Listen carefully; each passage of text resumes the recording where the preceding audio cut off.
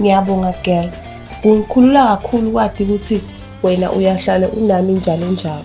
Girl, sisonke always. Kuphila ne-HIV angeke kulushintshe nakancane lithambo lwami nawe. Mnganami, yati ukuthi ngimi nawe sonke isikhathi. Kuva kabandi shayela 1212.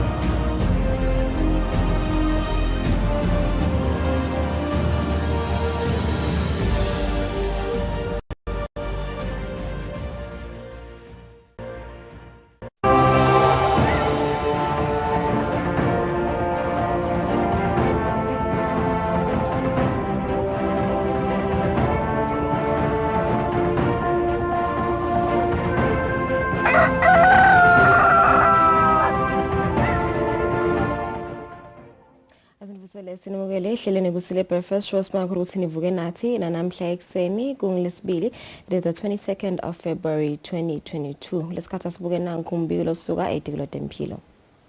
Alengani letolo kuhlela abantu labangu 462 kwatholakala ukuthi labangu 15 banamkhuhlane iCovid kanti sishiye umuntu munye idolo emhlabeni lawa sesibhedlela labelashwako bangu 6 kuphela kanti lasebaluleme bangu 35 ama active cases bona ku 121 bese kuthi isola wabhotfu lomkhuhlane lasebawutfolile bangu 68,993 kanti lasebashiye emhlabeni bangu 1,389 lasebagome ngalokuphelele bangu 332,835 lasekonda 28.7% wepopulation.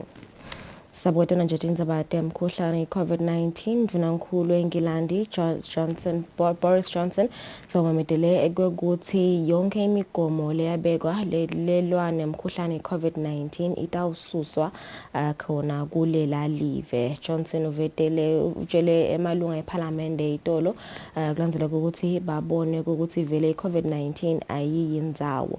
Uvetile ke ukuthi kusukela mhla ka 1 April yonke i-mass testing tongotindzawo lapho khona bekuhlolelwa mahala kuhlolelwe lomkhuhlane sethi tawumiswa kanti kutawuhlolwa labo labasesimeni lesibucayi kakhulu kanti ke bona malunga eParliament ayakuphikisa lokho lokushiwo nguye Boris Johnson aveta sizatfu sekuthi kutawubeka sive saseNgilandi engotini lenkulu njengoba angeke basabona uma ngabe sekuvela tinhlobo letinshata lomkhuhlane iCovid-19 ucelele ukuthi mvunankulu aphinza asibuketele sinqumo sakhe lasithethe ukuthi sale isuswa yonke imigomo lebekiwe khona eNgilandi levikela kulwa nemkhuhlane iCovid-19 kanti vena seAustralia khona njengoba bebamemetile ukuthi batawuvula emakete abo after 2 years kusukela ngeminyaka wa 2020 sola kwabhothuka lomkhuhlane itolo ke ngemsombuluko tihlobo kanye nebangani bahlangene emaketeni kulandzela ukuthi Australia ivule ngalokusemthethweni emakete awo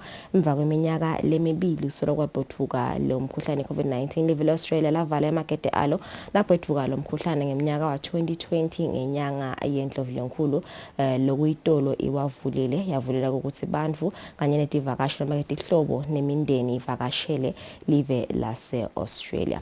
Isikhathi sasibahlela imakete nasibuya sitabene tindzaba tetfu tekucala.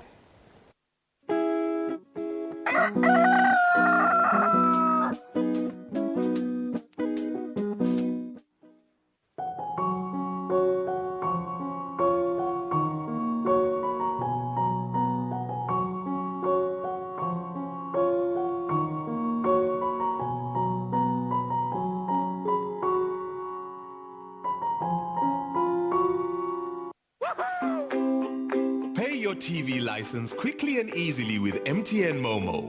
Simply dial *007 *3 hash and select option 8 for TV license.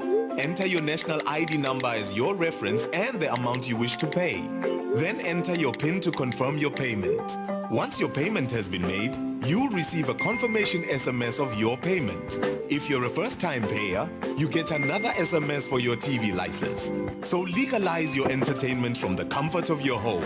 Pay your TV license the easy and convenient way with MTN Momo. Everywhere you go, MTN. Intuthuko lekhonsile yintuthuko lesuka phansi emimangweni usosive lesinesidingeko sayo ingene emiphakathini uboba betikhulu ikhulunyiswe ibusise enkundleni nasesifundeni ite iyofika kuhulumende lowabatimali tekusukumisa leyo misebenzi yentuthuko nenhlalakahle bukela luhlelo sive siyathuthuka ubona imisebenzi lesukunyiswe ngaphansi kweluphiko lwahulumende lekwakha takhiwo letisekelwe ngetimali tahulumende i-micro projects kanye na-Regional Development Fund. Lolu hlelo lutawungena njalo ngalesine nga-8:30 p.m. kusihlwa nangalesihlanu ekuseni nga-9:30 a.m.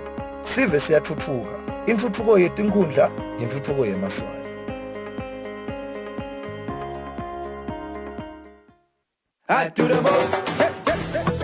Watch local TV on the go with the Eswatini TV app for only 20 emalangeni. Come on.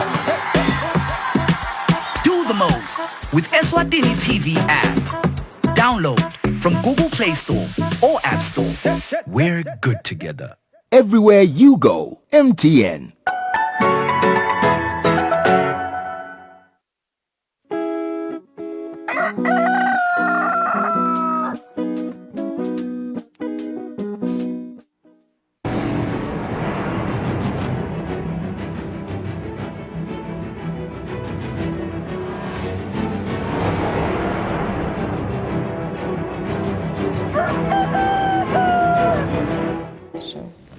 Sibonise sinimukele ehleleni Kusile Breakfast Show Eswatini zabadet futhi ekucala. Libandla lesiswati kuleli isiswatini National Language Board ihlangene nezinhlangothi letahlukene ukubhala ulimi lwesiswati. Likhuluma kulomcimbi lobanjele ehotela leHappy Valley ezulwini liphinandwa nankulu Thema Masuku lithi kufanele kwendiwe tonke taba ukuthi ulimi lwesiswati lingashabalali kungako uhulumende yenda tonke taba kuqinisekisa ukuthi lokhu akwendeki. Live leSwatini belihlanganyele nemava emhlaba kokubhala usuku lolulimi lomtsabu lolubanjalo mhla tinge-21 kuleSetulo.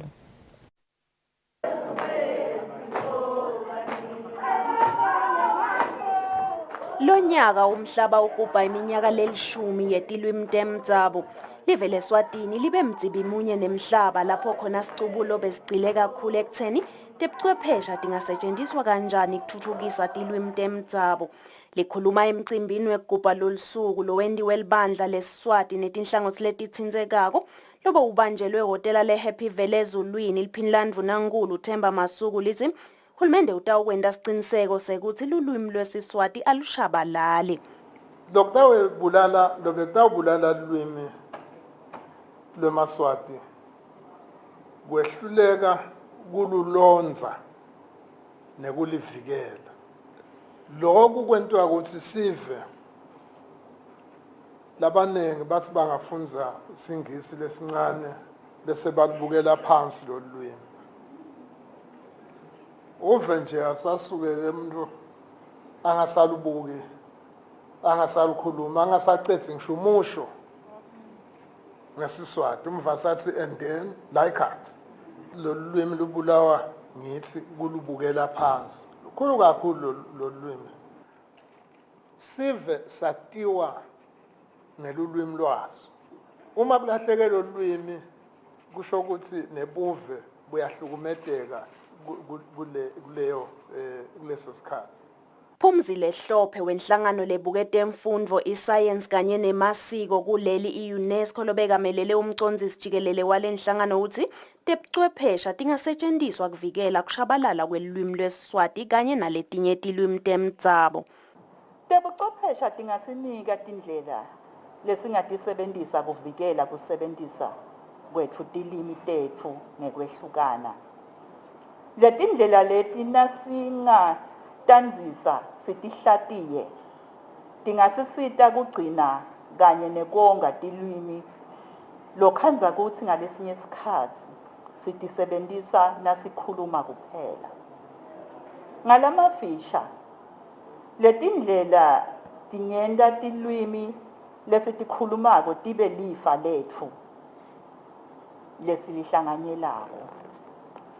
Liphinla Ndvunankhulu likhutsata libandla leSiswati kwekuthi lilanga lekugubha lulwimi lweSiswati lisuke lwentiwa imiphakatsi ngobe boba betikhulu ngibona bati kahle ngalo lulwimi emasiko kanye nemihambo yeSiswati.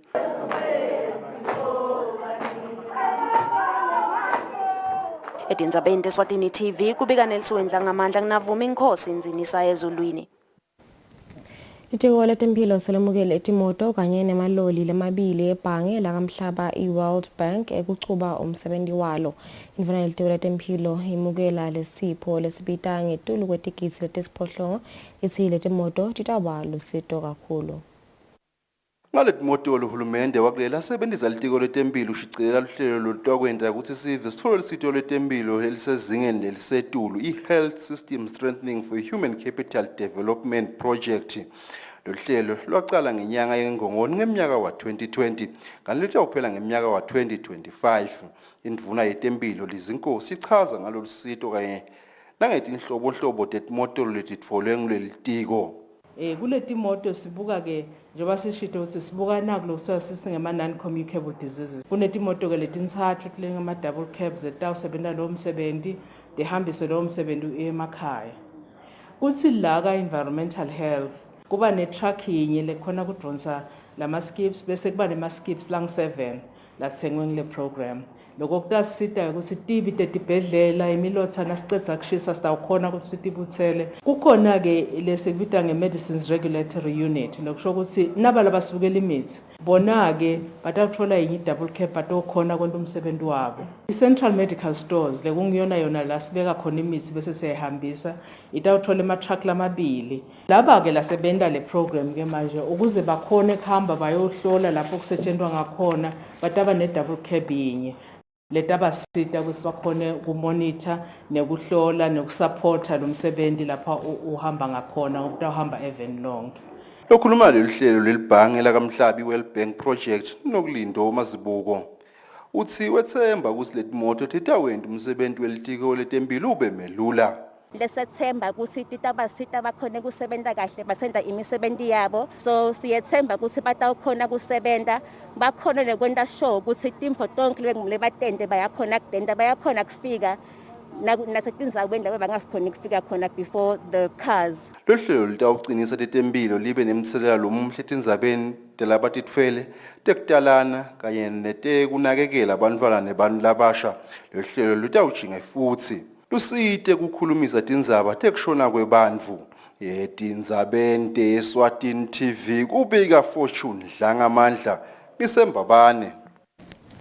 Indvuna yelitiko letemfundvo ikhutsata abafundzi basenyuvesi yaseLimpopo labanga emakhulu lasithupha namashumi lasikhombisa nesithupha labaphotfulile ukuthi bangesabi kuthatha tincumo letingakake tatsatfwa ngulabanye. Indvuna bekade emelele indvuna yelitiko letebantfu labasha Harris Bulunga nakuphotfula labafundzi emcimbini lobobanjelwe enyuvesi Limpopo eMbabane.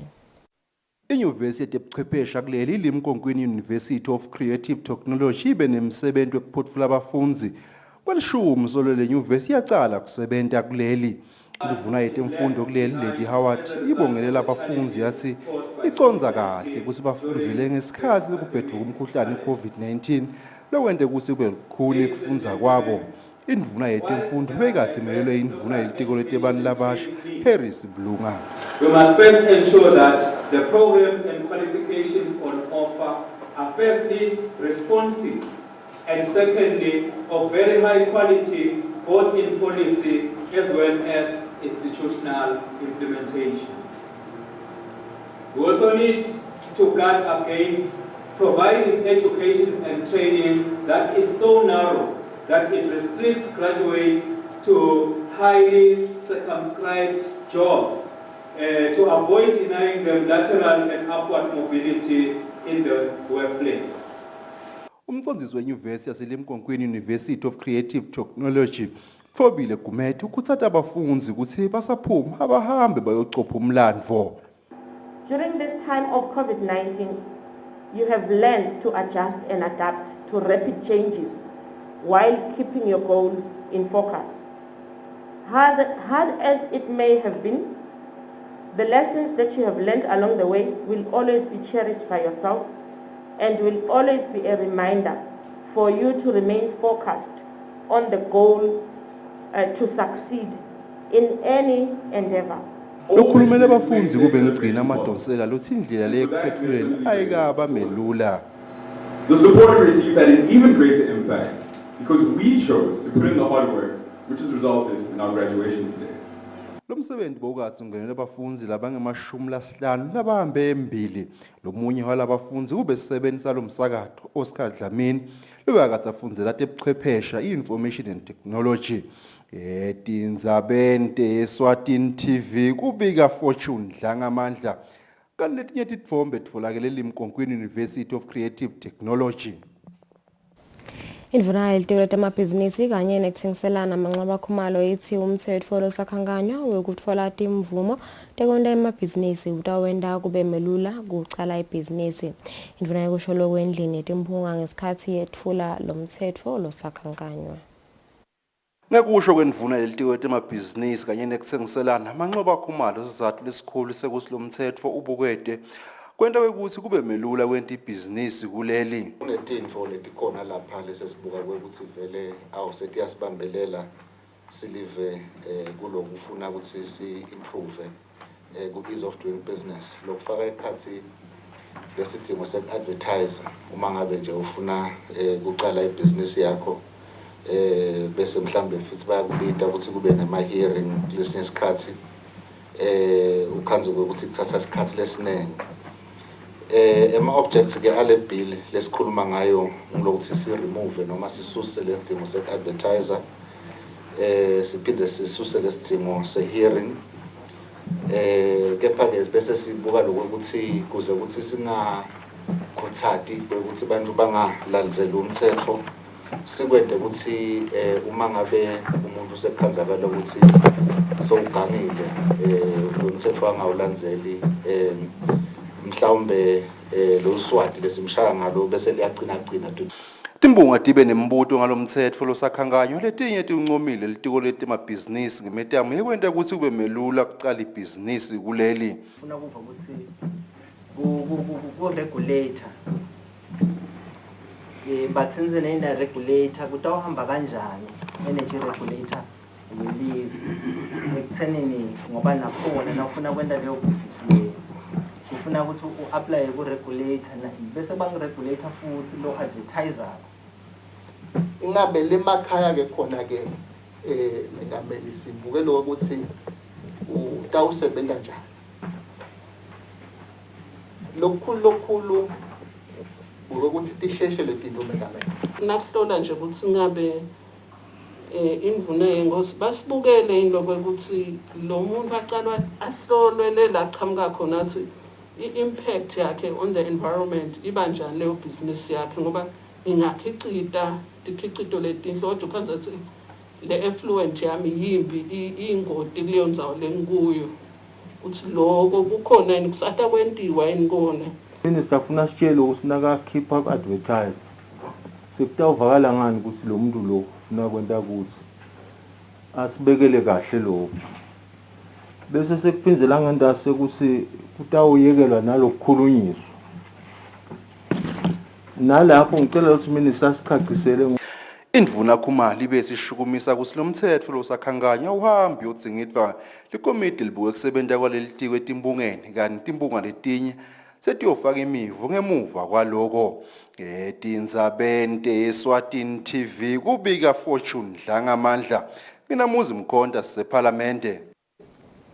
Bamphula abasha labange-25 ticelo tabo letingakaphumeleli esigabeni sesiphohlongo esikhwameni sekubathuthukisa kwetebhizinisi i-Youth Enterprise Revolving Fund sabatfole kuceceshwa ngaphansi kwalesikhwama ngekwakha umgubudla wokusebenta kwebhizinisi i-business plan ngekwesekelwa yinyuvesi yakuleli i-UNESWA. Akhuluma ngesikhathi yavula umhlangano sikolo ukubacecesha ethokoza umphathi walesikhwama Bekizwe Maziya ubakhuthateke ukuthi balisebentise kahle leli thuba.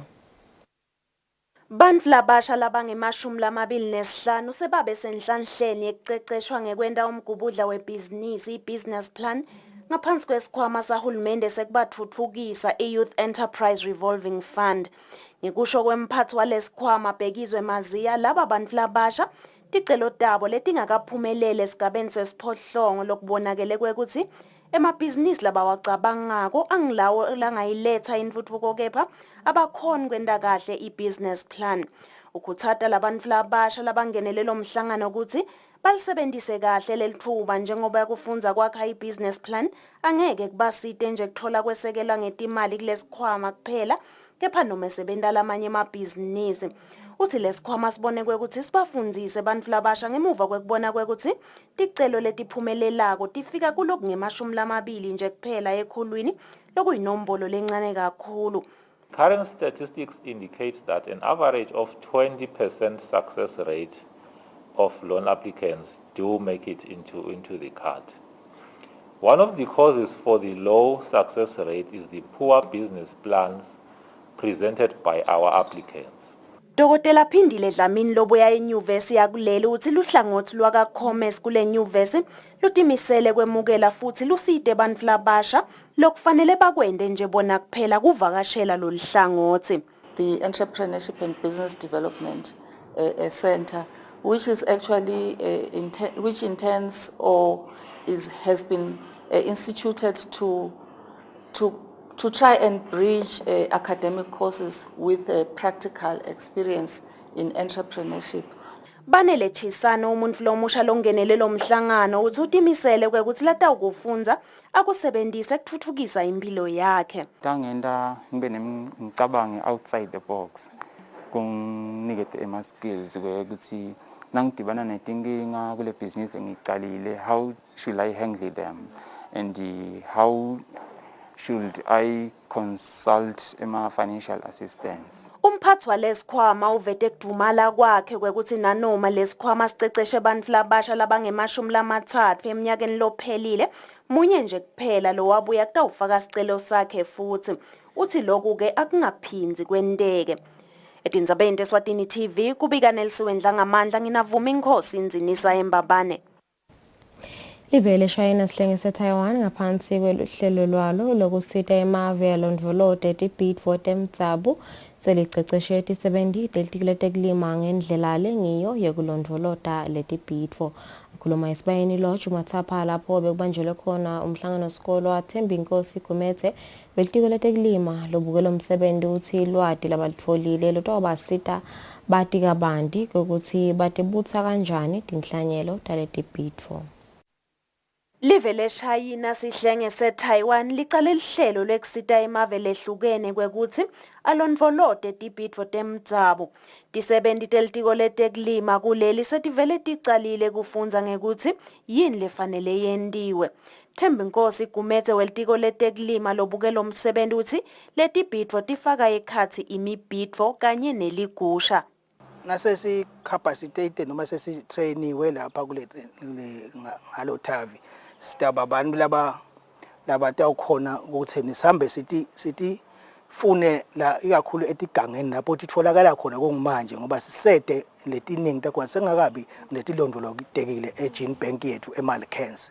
So ku trainwa la sitawu bese sinasibuyela le kuma communities ethu si ti 70 tahulumeni nema organization lamanye lafana nema NGOs sisite la ekutheni sisite uhulumeni noma ke litiko ukutheni sithi bone ukuthi tikuphi lapho sihlangana nato emasimini noma etigangeni sibone lobumcoka ukuthi tilondvoloteke sithi thathe sithi mixe eGene Bank ungagcini lapho nanathi sishumayele kona lo ukuthi sifuna kulondvolota tingasilahlekele ngoba silive siyabona ukuthi kunengilokwenteka kweveni kutinzawo lapho betimila khona masimu la betikhona khona magusha bo timbuya la betholakala khona iyashintsha kuba tinzawo tetindlu kuba nentuthuko. Uthi litiko litawukwenta siciniseko sekwekuthi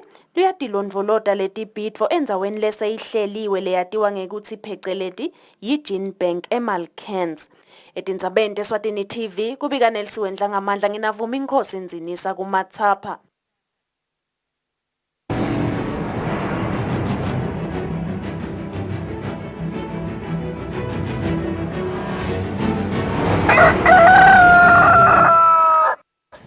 Papalane lomkhulu wenhlangano yemidlalo wamphebeto Ncaba Mkhaliphi uthi lenhlangano inelihlelo lolatiwa ngekuthi i-Agenda 2035 lapho khona babuke ukuthi nakufika umnyaka wa 2035 umdlalo ube umdlalo lodlalelwa kakhulu lapha eveni lapho khona kutawube kunebadlali labatiphilisa ngekudlala wona umdlalo wemphebeto. Mkhaliphi bakhuluma nalomsakato eMbabane.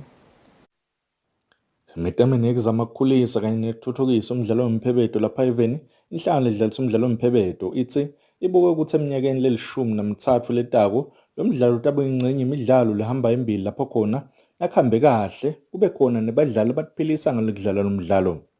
Imishini yethu ithi itennis kufuna ukuthi ibe ngumdlalo lo sewudlalwa kakhulu eminyakeni yaba ngu-2035. Lokho ke sithithe sitaku khona kulungisa ukuthi sifike khona ukuthi kungeteke ama-sponsors lesicalile siphumile siyawafuna ngephandle lamanye awo sesiwatholile njengafux. Lokho kutawenda ukuthi kube lula ekufikeni kuleti ndzawo la sithi itennis kufuna ibe seyifikile khona idlaleka etindzaweni letiningi ngalomnyaka lesesikubekile. Kwanyalo lenhlangano yaqhubeka nokumikisa lo mdlalo kuto tonke tifundza telive lapho khona kutawumikiswa nebaqeqeshi ukuthi basite badlali basebancane. Lobike lomsakato eSwatini TV temidlalo ngilinda Dlamini kanzombiko uhlanganisa uFabrice Msonera eMbabane. Siyatiphetsa tindzaba tetfu ngaleto temidlalo asibahlole temakethe sitabe sichubeke.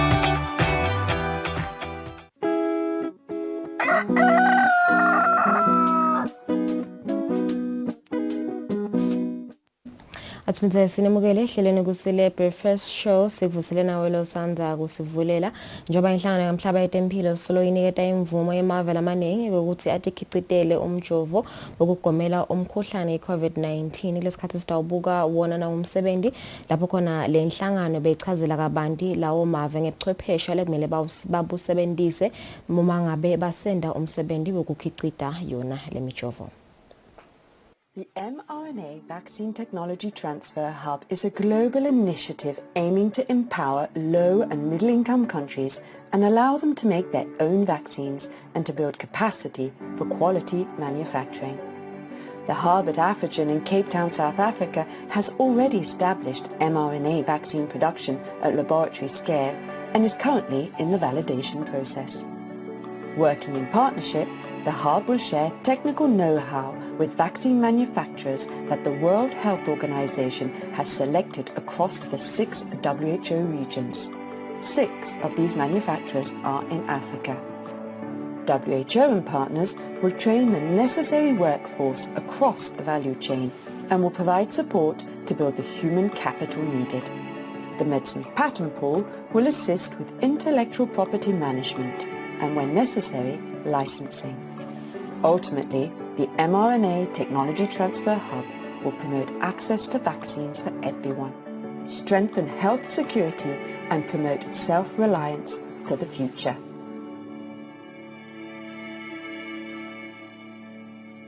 Your Excellency President Macron, Excellency President Macky Sall, Excellency President Abdel Fattah al-Sisi, Excellency President Kenyatta, Excellency President Buhari, Excellency President Said, Excellency President Michel, and Excellency President von der Leyen, Excellencies, colleagues and friends.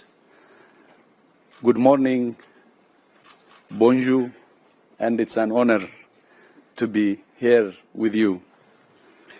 It's incredible to think that just over 2 years since COVID-19 began spreading, there are now multiple safe and effective vaccines against it, and more than 10 billion doses have been administered globally. The tragedy, of course, is that billions of people are yet to benefit from these life-saving tools. Currently, 116 countries are off track for our shared target of vaccinating 70% of the population of every country by the middle of this year. More than 80% of the population of Africa is yet to receive a single dose. Much of this inequity has been driven by the fact that globally vaccine production is concentrated in a few mostly high-income countries. One of the most obvious lessons of the pandemic, therefore, is the urgent need to increase local production of vaccines, especially in low and middle-income countries. That's why, in April last year, WHO issued a call for expressions of interest for establishing a technology transfer hub for mRNA vaccines.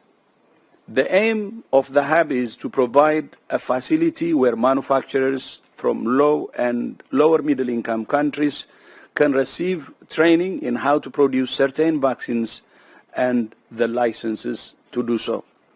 In June last year, we announced our decision to establish the hub in South Africa.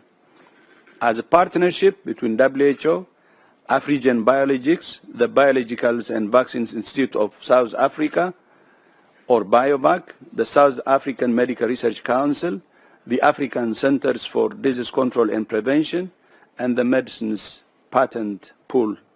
As you remember, last year's visit by President Macron was a milestone in that process. And we very much appreciate the strong support for the hub from Belgium, Canada, the European Union, France, Germany, and Norway. And I was honored to have the opportunity to visit the hub last week with Minister Miriam Kitter of Belgium. Also met with President Ramaphosa.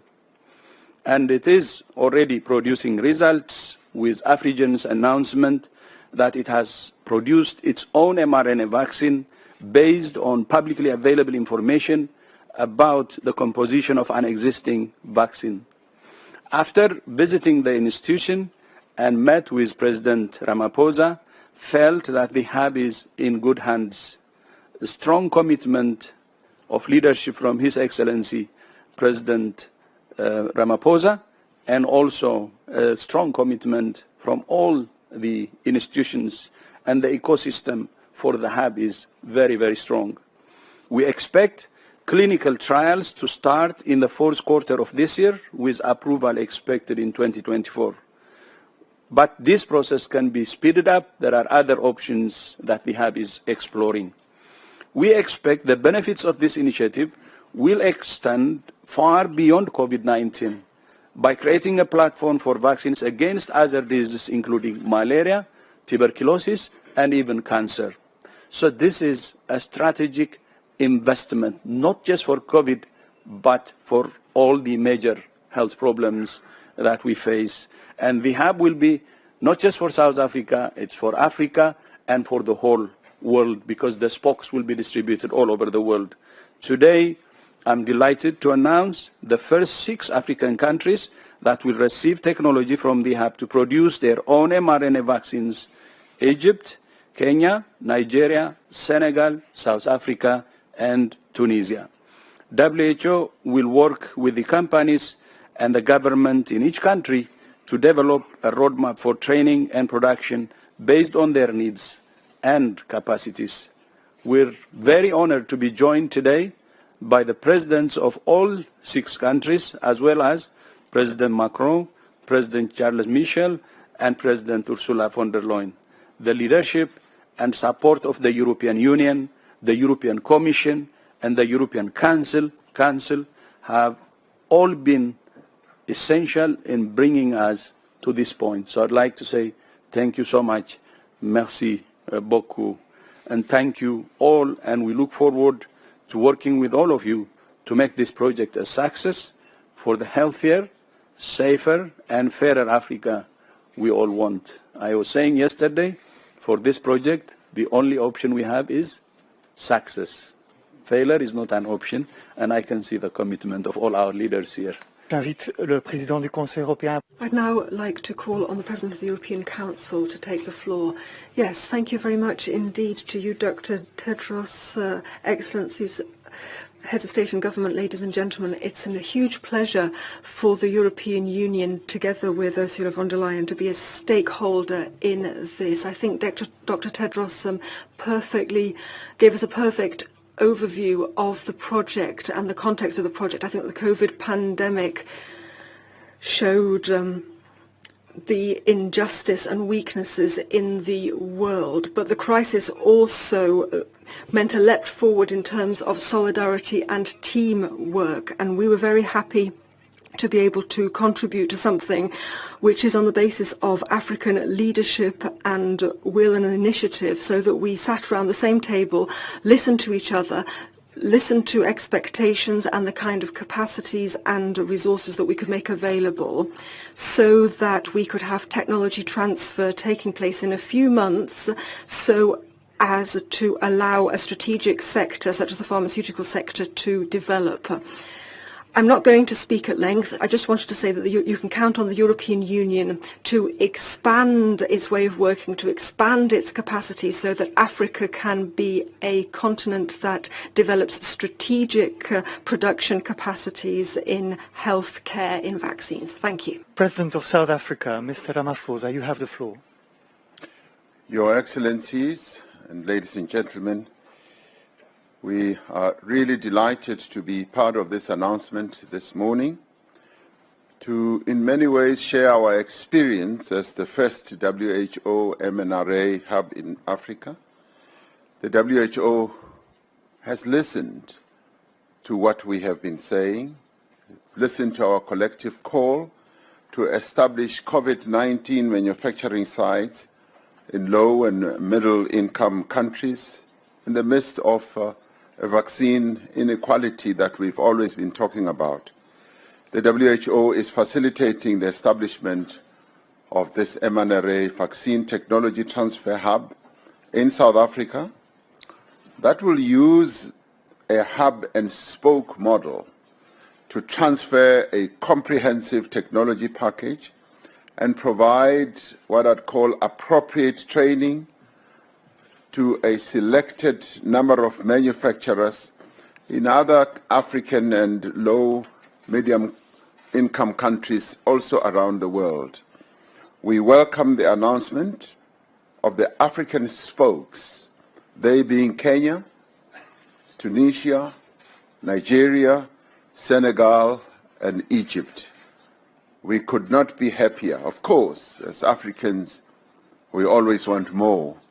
And we all hope that there will be more in time to come, because we don't want any African country to be left behind. So, Dr. Tedros, I'd like you to keep thinking about where more should be done.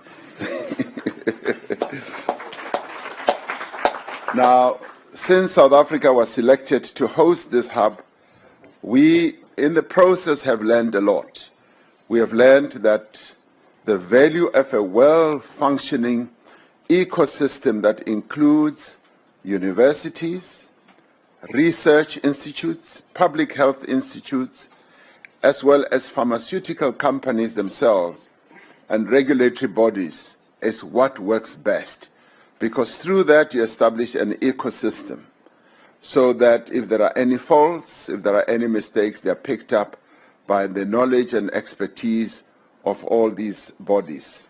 Institutions in the ecosystem should work in a coordinated and collaborative manner and bring complementary expertise and skills. And I say this advisedly so that our peer countries should also be able to find ways of including other complementary bodies that can assist. Working together has massive benefits. For example, the partnership between Afrigen and the University of Witwatersrand is very beneficial because VETS has been working on the mRNA technology for the past 10 years in Johannesburg. Consequently, between Afrigen and the university, they created an mRNA vaccine within 2 months. We have also learned that setting up these hubs goes beyond establishing production processes. It should also extend to the development of human resources, human capital across the borders, where we will easily be able to find our scientists working across South Africa, Egypt, Nigeria, Kenya, and all these other countries. For example, the partnership between South Africa and Nigeria in genomic surveillance has led to the training of students from across the continent, a number of countries. Quality control is key to manufacturing success, ensuring that the standard operating procedures for production do in the end meet regulatory standards. In South Africa, full operationalization of the mRNA has been hampered by intellectual property barriers. Now, this for us is a serious matter. This could occur in other countries with the potential to host the spokes. The WHO and Medicines Patent Pool, with the assistance of the European and African governments, are working to secure funding as well as intellectual property rights for Afrigen and its partners to establish the hub. Another challenge related to the IP barriers is the failure to transfer technology to the hub through non-exclusive licenses to produce as well as to export and distribute the COVID-19 vaccines in low and middle income countries, including through the COVAX facility. The lack of a market for vaccines produced in Africa is something that should be concerning to all of us. Organizations such as COVAX and Gavi need to commit to buying vaccines from local manufacturers instead of going outside of those hubs that will have been set up to go and buy vaccines for distribution to the African continent again. They need to then buy and commit that they will buy from the locally produced hubs once they get going. This will enhance the spirit of Africa's determination to enhance biotech sovereignty. Unless Africa has a vaccine market, marketing vaccines will soon collapse. Right now we say COVAX and Gavi, because they are the biggest buyers of vaccines in the world. We cannot continue being consumers of medical countermeasures for disease produced at high prices that are not affordable to our continent. Now, I come to an uncomfortable point. The TRIPS waiver, which we've been arguing for, when approved, or should I say, which will soon be approved, will ensure freedom to operate for entities with the requisite capacity and provide a platform to upgrade existing capabilities. In addition, it will facilitate the diversification of production to geographical regions that are currently cut out of the manufacturing value chains. Governments that are serious about vaccine access, and let me repeat, governments that are really serious about ensuring that the world has access to vaccines, should ensure that we approve the TRIPS waiver as we've put forward. Rather than hide behind IP, the profitability of the originators, we are facing a global pandemic that will stay with us for a long time. And all that has been asked for is that the TRIPS waiver should be done within a set period of time so as to enable those countries that do not have easy access to vaccines to have access to vaccines. And we are talking about the lives of millions, hundreds of millions of people, rather than the profitability of the few companies. It is not acceptable that Africa is consistently at the back of the queue in relation to access to medicines. While we appreciate the donations, they are never a sustainable way or mechanism to build resilience. Yes, we accept what assistance we have received, but it is not sustainable. Help to empower us. Let us tackle obstacles together and demonstrate to the world that Africa has the ability, the scientists and industries to provide the vaccines, the therapeutics and diagnostics needed to manage African health. And let me say as I end, as COVID-19 champion for the African Union, we set up a commission. Your Excellencies, I've been amazed, pleasantly amazed, at the number of scientists we've got on the African continent. They have just come out of the woodworks, and they are demonstrating enormous capability. And those are the people whose energy we need to unleash, because they are willing, ready, and prepared to work for their continent. And all we need to do at this level is to do the TRIPS waiver, to empower them, and yes, to follow in the lead of the WHO and just give them that energy and that oxygen so that they can surge forward and do wonders for this continent. I thank you. Madame la Présidente, vous avez la parole. Thank you very much indeed. I think this is a symbol today for the new partnership we have embarked on. And we have been indeed talking a lot about producing mRNA vaccines in Africa, but I think this goes far beyond. This is mRNA technology designed in Africa, led by Africa, and owned by Africa, with the support of Team Europe. And indeed, we are so deeply convinced of the potential you, dear Cyril, were just describing, that from the very first moment on, we have backed this initiative without any hesitation and teamed up with you and the WHO to set up this technology transfer hub. I think the emphasis has to be on technology transfer. We invest 40 million euros as the Commission with Germany, France and Belgium, because we are deeply convinced it's the right way to go. And indeed, I consider this not only as a major step forward in the fight against the pandemic, but also as a major step forward in Africa's strategic sovereignty when it comes to vaccines. We all know the state of play today. Today, of all the vaccines applied in Africa, 1% is produced in Africa, of all the vaccines. And rightly so, the goal is in 2040 to have reached a level of 60% of vaccines produced in Africa that are administered in Africa. And this is the precondition. And here, indeed, I think, dear Cyril, it is important that, as you said, we limit with this technology transfer the profitability of the IP owners, that is the companies, that was the point you were blaming, while protecting a very precious good, and this is the intellectual property, what scientists have developed. And here I think we can find a bridge.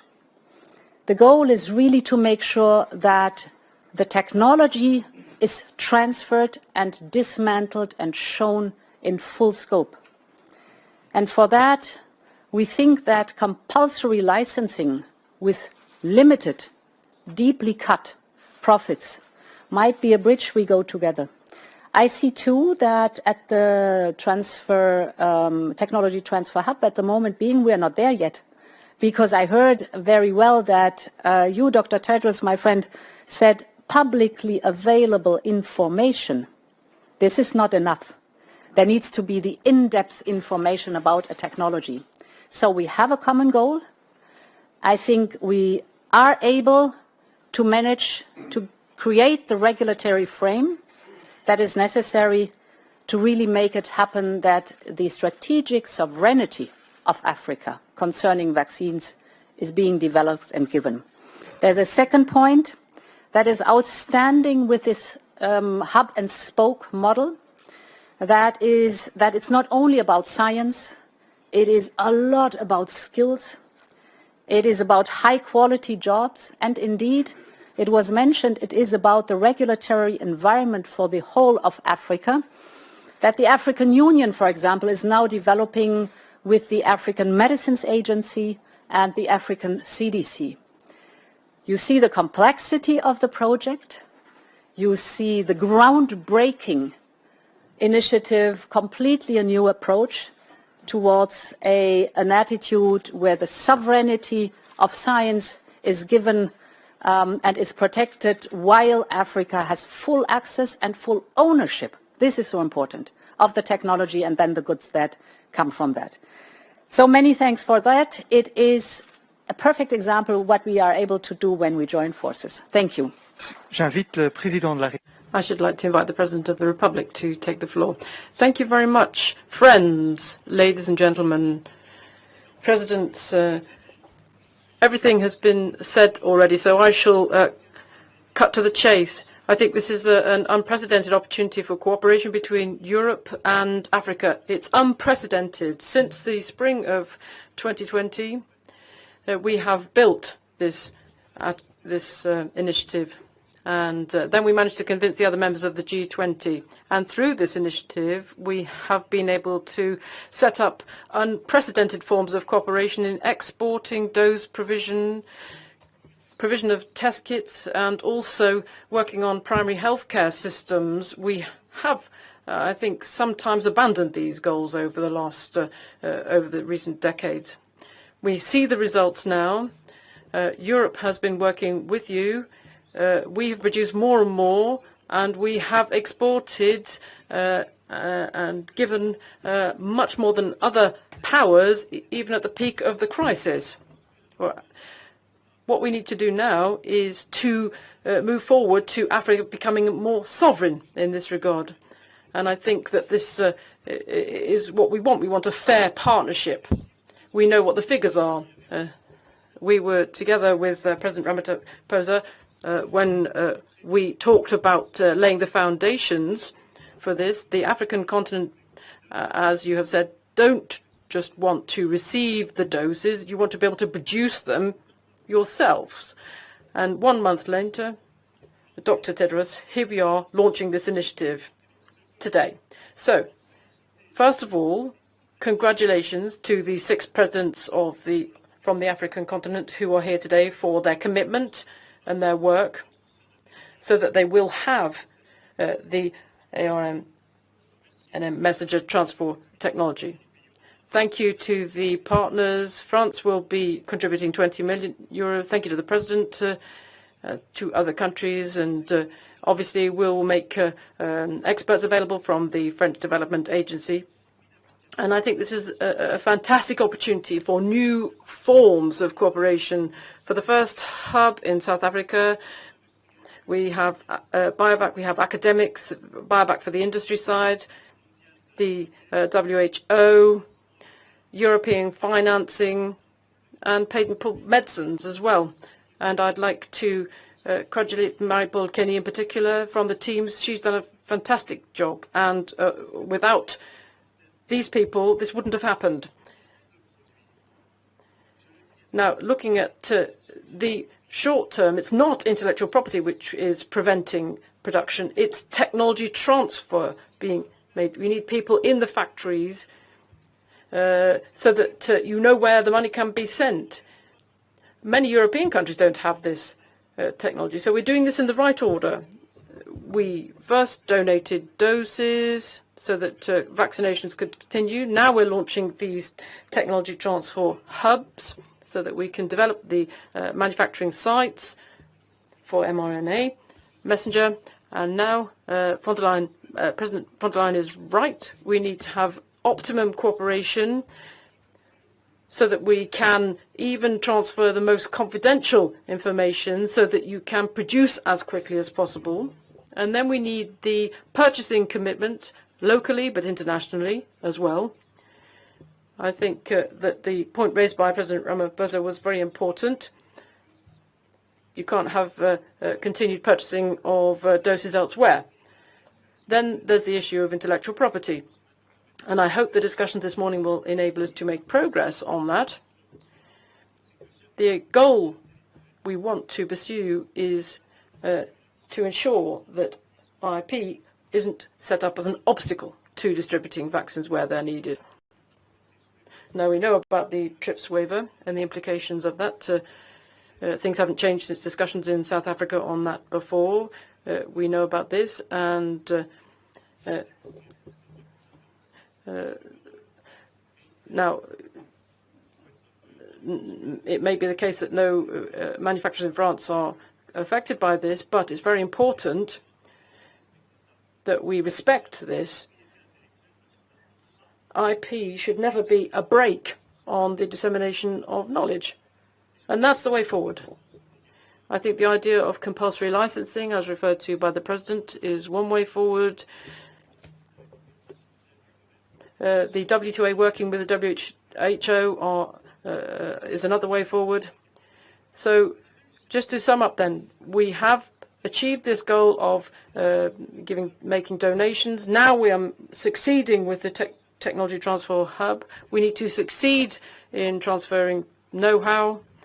And now we want to ensure that intellectual property is not something which stands in the way of continued cooperation, of innovation. Now, with our battle against COVID-19, we've seen things that we had seen with battles against all pandemics or other diseases in Africa, and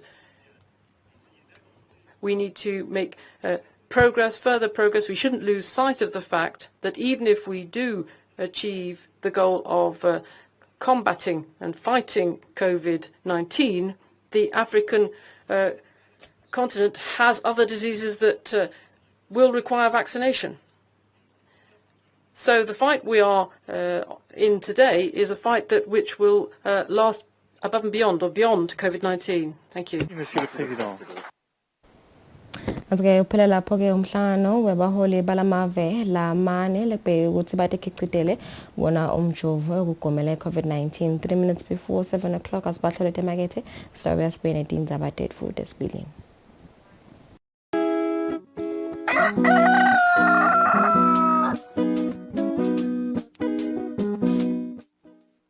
Ligama lami ngingumandla. Ngilashelwa sifo se-TB kanye ne-COVID. Ngithatha yonke imithi yami njengoba bangiyala betempilo. Ngiyakhuthaza ukuthi nawuva izimpawu zemkhuhlane, ukukhwehlela, buhlungu besifuba, kushisa kwemtimba, ucinana kanye nekudzinwa. Thola lesitolo tempilo ngekusheshsha uhlolwe i-TB ne-COVID. Lo mlayeto ulethela i-TB program ngaphasi kwetiko letempilo. Pay your TV license quickly and easily with MTN Momo. Simply dial *007 *3 hash and select option 8 for TV license. Enter your national ID number as your reference and the amount you wish to pay. Then enter your PIN to confirm your payment. Once your payment has been made, you'll receive a confirmation SMS of your payment. If you're a first-time payer, you get another SMS for your TV license. So legalize your entertainment from the comfort of your home. Pay your TV license the easy and convenient way with MTN Momo. Everywhere you go, MTN.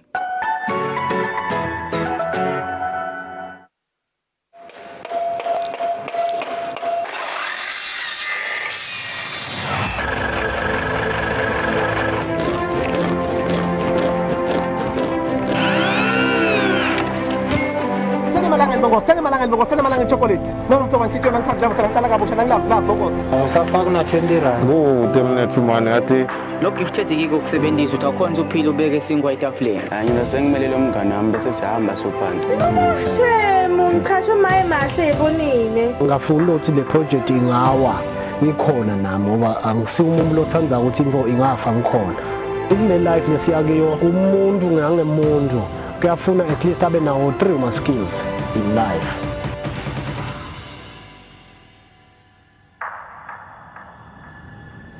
Mina ngibonga kakhulu ngoba solo ngatsala ukusebenza lo msebenzi abadinga ngisupport labantu.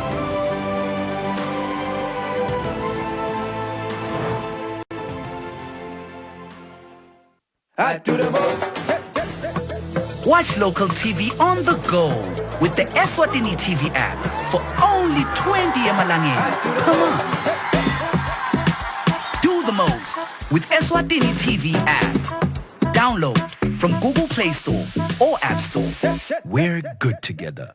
Everywhere you go, MTN.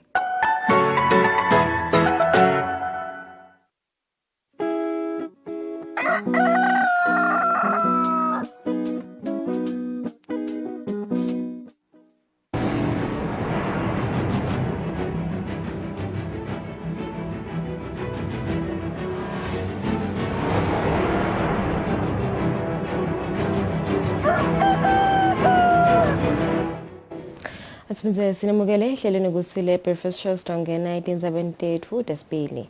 Libandla lesiswati kuleli isiswati National Language Board lihlangene netinhlangothi letahlukene kukubhala ulimi lwesiswati. Likhuluma kulomcimbi lobanjele ehotela le Happy Valley ezolweni liphina ndvunankulu Themba Masuku lithi kufanele kwendiwe tonke taba ukuthi lulimi lwesiswati lingashabalali. Kungako uhulumende enda tonke taba kuqinisekisa ukuthi loku akwendeki. Live leSwatini belihlanganyele nemave emhlaba kugubhala usuku lelulwimi lomtsabo lolubanjalo mhlati nge-21 kulesetulu.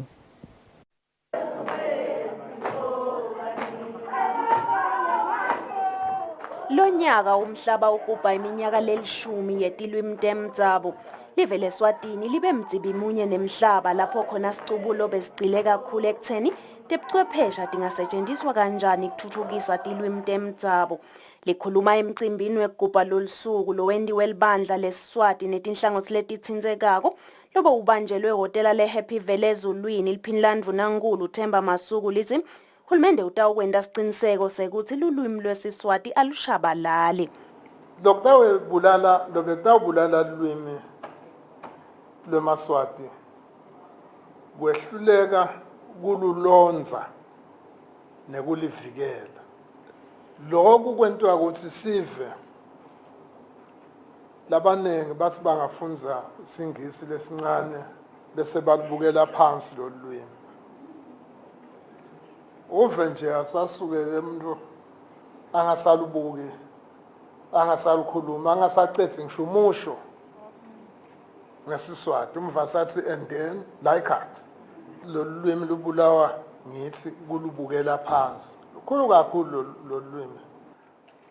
Sive satiwa nelulwimi lwaso.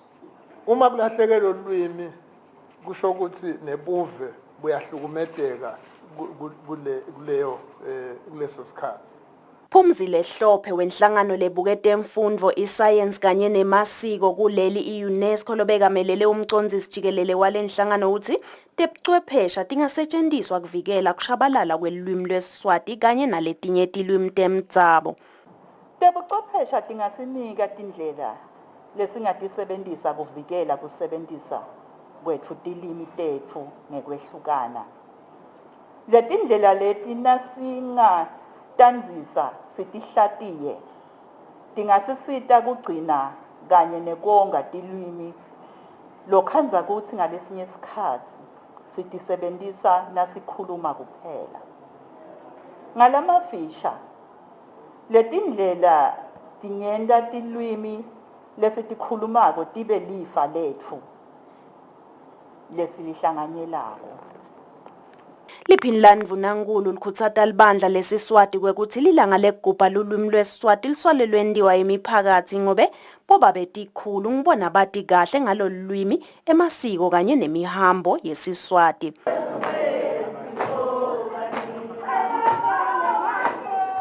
Etindzabeni Eswatini TV kubika Nelson ngamandla nginavuma inkosi inzinisa ezulwini. Litiko letemphilo selemukele itimoto kanye nemaloli lamabili ebhange lakamhlaba i-World Bank ekuchuba umsebenzi walo. Indvuna yelitiko letemphilo lezinkosi imukela lesipho lesibita ngetulu kwetikitsi letisiphohlongo ithi letimoto titawuba lusito kakhulu. Ngaleti moto lohulumende wakulela asebenzisa litiko letemphilo ushicilela luhlelo lolutakwenda ukuthi sive sithole lisito letemphilo elisezingeni lelisetulu i-Health System Strengthening for Human Capital Development Project. Lohlelo lwaqala ngenyanga yeNgongoni ngeminyaka wa 2020 kanti litawuphela ngeminyaka wa 2025. Indvuna yetempilo lizinkosi ichaza ngalolu sito kanye nangetinhlobo tetimoto letitfolwe nguleli tiko. Kuleti moto sibuka ke njengoba sishito ukuthi sibuka naku lokusuka sisingema non-communicable diseases. Kunetimoto ke letintsathu lengama double cabs etawusebenza lo msebenzi dihambise lo msebenzi emakhaya. Kuthi la ka environmental health kuba ne-truck yinye lekhona kudronsa lama skips bese kuba nema skips lang 7 lathengwe ngile program. Lokho kutasisita ukuthi tibi tetibhedlela imilotha nasicetha kushisa sitawukhona ukuthi sitibuthele. Kukhona ke lesikubita nge-medicines regulatory unit lokusho ukuthi naba labasukela imithi bona ke batawuthola yinye double cap batokhona kwenta umsebenzi wabo. I-central medical stores lekungiyona yona la sibeka khona imithi bese siyahambisa itawuthola ama-truck lamabili. Laba ke lasebenta le program ke manje ukuze bakhone kuhamba bayohlola lapho kusetshenzwa ngakhona bataba ne-double cab yinye letabasita ukuthi bakhone kumonitor nekuhlola nekusupporta lo msebenzi lapha uhamba ngakhona utahamba even lonke. Lokhuluma lolu hlelo lelibhange lakamhlaba i-World Bank Project nokulindo mazibuko. Uthi wethemba ukuthi letimoto titawenda umsebenzi welitiko letempilo ube melula. Lesethemba ukuthi titabasita bakhone kusebenza kahle basenda imisebenzi yabo, so siyethemba ukuthi batawukhona kusebenza bakhona nekwenta show ukuthi timpo tonke lekumele batende bayakhona kudenda bayakhona kufika nasetindzaweni lapho bangakhona kufika khona before the cars. Lohlelo litawucinisa letempilo libe nemthelela lomuhle etindzabeni telabatitfwele tekutalana kanye netekunakekela abantwana nebantu labasha. Lohlelo litawujinga futhi lusite kukhulumisa tindzaba tekushona kwebantfu. Yetindzabeni Eswatini TV kubika Fortune Dlangamandla ngisembabane.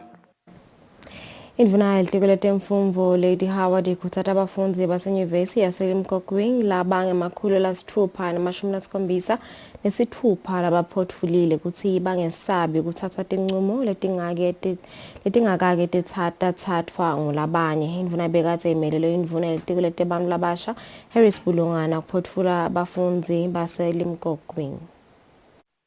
Inyuvesi yetebuchwephesha kuleli Limpopo University of Creative Technology ibe nemsebenzi wekuphotfula abafundzi kwelishumi solo le nyuvesi yacala kusebenta kuleli. Indvuna yetemfundo kuleli Lady Howard ibongelela abafundzi yathi icondza kahle ukuthi bafundzele ngesikhathi sekubhedvuka umkhuhlane i-COVID-19 lokwente ukuthi kube lukhuni kufundza kwabo. Indvuna yetemfundo bekatsi imelelwe indvuna yelitiko letebantfu labasha Harris Bulungana. We must first ensure that the programs and qualifications on offer are firstly responsive and secondly of very high quality both in policy as well as institutional implementation. We also need to guard against providing education and training that is so narrow that it restricts graduates to highly circumscribed jobs, to avoid denying them lateral and upward mobility in the workplace. Umcondzisi wenyuvesi yaseLimpopo University of Creative Technology Phobile Gumede ukhutsata abafundzi ukuthi basaphuma abahambe bayocopha umlandvo. During this time of COVID-19, you have learned to adjust and adapt to rapid changes while keeping your goals in focus. Hard as it may have been, the lessons that you have learned along the way will always be cherished by yourselves and will always be a reminder for you to remain focused on the goal to succeed in any endeavor. Lokhulumela abafundi kube ngigcina amadonsela lothi indlela leyekuphethuleni ayikaba melula. The support we received had an even greater impact because we chose to put in the hard work, which has resulted in our graduation today. Lo msebenzi bowukathi ungenela abafundi labangamashumi labahambe embili. Lomunye walabafundi kube sisebenzi salomsakatho Oscar Dlamini lobekathi afundzela tebuchwephesha information and technology. Tindzabente Eswatini TV kubika Fortune Dlangamandla kanti letinye titfombe titfolakele eLimpopo University of Creative Technology. Indvuna yelitiko letemabhizinisi kanye netindzaba tekutsengiselana amanxeba akhumalo ethu umtsetfo losakhanganywa wekutfola timvumo tekwenta emabhizinisi utawenta kube malula kucala ebhizinisi. Indvuna yekusho lokhu endlini yetimphunga ngesikhatsi yetfula lo mtsetfo losakhanganywa. Ngekusho kwendvuna yelitiko letemabhizinisi kanye nekutsengiselana amanxeba akhumalo sizatfu lesikhulu sekusi lo mtsetfo ubukete kwenta ukuthi kube melula kwenta ibhizinisi kuleli. Kunetintfo letikhona lapha lesesibuka ukuthi vele awusetiyasibambelela silive kulokufuna ukuthi si-improve ku-ease of doing business. Lokufaka ekhathi lesidingo sek-advertise uma ngabe nje ufuna kuqala ibhizinisi yakho bese mhlambe futhi bayakubita ukuthi kube nama-hearing lesinye isikhathi ukhanze ukuthi kuthatha isikhathi lesiningi. Ama-objects ke ale bill lesikhuluma ngayo ngilokuthi si-remove noma sisuse lesidingo sek-advertiser siphinde sisuse lesidingo se-hearing kepha-ke bese sibuka lokuthi kuze ukuthi singakhothati ukuthi abantu bangalandeli umthetho sikwede ukuthi uma ngabe umuntu sekukhanzakala ukuthi sowugangile lo mthetho angawulandzeli mhlawumbe lo swati lesimshaya ngalo bese liyagcina Timbunga tibe nembuto ngalomtsetfo losakhanganywa letinye tiuncomile litiko letemabhizinisi ngemetamo yekwenta ukuthi kube melula kucala ibhizinisi kuleli. Ufuna kuva ukuthi ku-regulator batsenze nenda regulator kutawuhamba kanjani energy regulator welive ekuthenini ngoba nakhona nafuna kwenta leyo business ufuna ukuthi u-apply ku-regulator bese bangu-regulator futhi lo-advertiser ingabe lemakhaya-ke khona-ke mengameli sibuke lo ukuthi utawusebenza njani lokukhulu ukuthi tisheshe lezinto mengameli nakuhlola nje ukuthi ngabe indvuna yengosi basibukele indlobo ukuthi lo muntu baqalwa ahlolwe lela qhamuka khona athi i-impact yakhe on the environment iba njani leyo business yakhe ngoba ingakhicita tikhicito letinhle kodwa kwanza ukuthi le effluent yami yimbi ingoti kuleyo ndzawo lengikuyo ukuthi lokho kukhona yini kusata kwentiwa yini kona. Minister funa sitshele ukuthi nakakhipha ku-advertise sekutawuvakala ngani ukuthi lo muntu lo funa kwenta ukuthi asibekele kahle lokho bese sekuphindela ngandase ukuthi kutawuyekelwa nalokukhulunyiswa nalapho ngicela ukuthi minister sichacisele. Indvuna khumali bese ishukumisa kusi lo mtsetfo losakhanganya uhambi yodzingidva likomiti libuke kusebenta kwaleli tiko etimbungeni kanti timbunga letinye setiyofaka imivu ngemuva kwaloko. Tindzabente Eswatini TV kubika Fortune Dlangamandla. Mina Muzi Mkhonda sisephalamende. Anvula abasha labange-25 ticelo tabo letingakaphumeleli esigabeni sesiphohlongo esikhwameni sekubathuthukisa kutebhizinisi i-Youth Enterprise Revolving Fund sabathole kuceceshwa ngaphansi kwalesikhwama ngekwakha umgubudla wokusebenta kwebhizinisi i-business plan ngekwesekelwa yinyuvesi yakuleli i-UNESWA. Akhuluma ngesikhathi yavula umhlangano sikolwa wokubacecesha eThokoza Embabane umphathi walesikhwama Bhekizwe Maziya ubakhuthate ukuthi balisebenzise kahle lelithuba. Bantu labasha labange-25 sebabe senhlanhleni ekuceceshwa ngekwenta umgubudla webhizinisi i-business plan ngaphansi kwesikhwama sahulumende sekubathuthukisa i-Youth Enterprise Revolving Fund. Ngekusho kwemphathi walesikhwama Bhekizwe Maziya laba bantu labasha ticelo tabo letingakaphumelele esigabeni sesiphohlongo lokubonakele kwekuthi emabhizinisi labawacabangako angilawo langayiletha intfutfuko kepha abakhoni kwenta kahle i-business plan. Ukhuthata labantu labasha labangenele lo mhlangano ukuthi balisebenzise kahle lelithuba njengoba kufunza kwakha i-business plan angeke kubasite nje kuthola kwesekela ngetimali kulesikhwama kuphela kepha noma esebenta lamanye amabhizinisi. Uthi lesikhwama sibone kwekuthi sibafundzise bantfu labasha ngemuva kwekubona kwekuthi ticelo letiphumelelako tifika kulokungemashumi nje kuphela ekhulwini lokuyinombolo lencane kakhulu. Current statistics indicate that an average of 20% success rate of loan applicants do make it into the card. One of the causes for the low success rate is the poor business plans presented by our applicants. Dokotela Phindile Dlamini lobuya enyuvesi yakuleli uthi luhlangothi lwaka-commerce kule nyuvesi lutimisele kwemukela futhi lusite bantfu labasha lokufanele bakwende nje bona kuphela kuvakashela lolu hlangothi. The Entrepreneurship and Business Development Center, which is actually which intends or has been instituted to try and bridge academic courses with practical experience in entrepreneurship. Banele Chisano umuntu lomusha longenele lo mhlangano uthi utimisele kwekuthi latawukufunza akusebenzise kuthuthukisa impilo yakhe. Tangenda ngibe nemicabango outside the box. Kunginikete ama skills ukuthi nangidibana netinkinga kule business engicalile, how should I handle them and how should I consult ema financial assistance. Umphathi walesikhwama uvete kudumala kwakhe kwekuthi nanoma lesikhwama siceceshe bantfu labasha labange-30 eminyakeni lophelile munye nje kuphela lo wabuya kutawufaka sicelo sakhe futhi uthi lokhu ke akungaphinzi kwenteke. Etindzabeni Eswatini TV kubika Nelsiwendla ngamandla nginavuma inkosi inzinisa embabane. Libe leshayina sihlengese Taiwan ngaphansi kweluhlelo lwalo lokusita emave alondvolode tibhid for temtsabu seliceceshe 70 telitiko tekulima ngendlela lengiyo yekulondvolota letibhid form. Akhuluma isibeni lo Jumathapha lapho bekubanjelwe khona umhlangano sikolo wathemnkosi Gumede welitiko letekulima lobukela umsebenzi uthi lwati labalitfolile litobasita bati kabanti kokuthi batibutsa kanjani tinhlanyelo taletibhid form. Live leshayina sihlengese Taiwan licale lihlelo lekusita emave lehlukene kwekuthi alondvolode tibhid for temtsabu. Tisebenti telitiko letekulima kuleli setivele ticalile kufunza ngekuthi yini lefanele yendiwe.